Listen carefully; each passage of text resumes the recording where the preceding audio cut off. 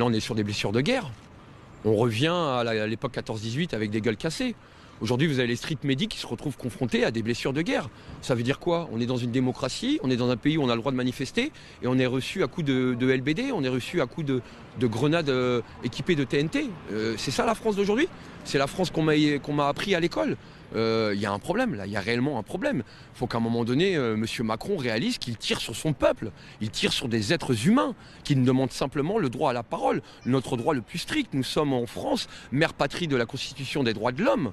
Et on nous tire dessus parce qu'on ose dire on a faim, parce qu'on ose dire qu'on veut vivre de notre salaire, qu'on en a marre d'enrichir les plus riches et qu'à chaque fois on nous prenne pour des poches à taxes et des poches à pognon. Ça suffit. On mérite ça aujourd'hui. On mérite ça. C'est pas normal. En plus, ce manque de respect vis-à-vis de la police, où vous voyez un suicide tous les 2 jours, il ne prend même pas soin de sa propre police.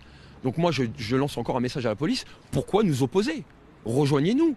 Parce qu'aujourd'hui, vous servez de chair à pâté pour un président qui ne respecte même pas son peuple, ni même sa police. On va où? Même le plus fidèle des macroniens ou des démocrates qui peuvent exister dans ce pays devrait se poser les bonnes questions. Qu'on ne soit pas d'accord ou d'accord avec les jaunes, je peux l'entendre et je peux le comprendre. Chacun a ses revendications, chacun a ses idées. On peut en discuter, s'asseoir autour d'une table, il n'y a pas de souci.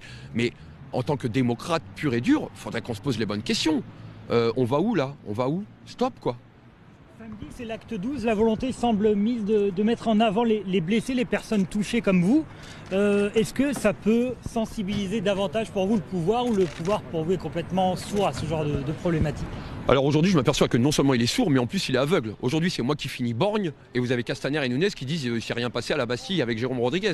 Alors j'avais bien compris qu'ils avaient besoin de sonotone, mais là il va avoir besoin aussi d'un bel opticien. D'ailleurs, je peux leur conseiller mon professeur qui m'a opéré. Je pense qu'il pourrait leur faire grandement du bien à ces gens-là, parce qu'il est regrettable de ne même pas assumer leurs propres responsabilités. Nous, en tant que Français, travailleurs, gérant une famille, on assume nos propres responsabilités, et des gens pour qui on vote et qu'on les place au pouvoir n'assument même pas leurs propres responsabilités.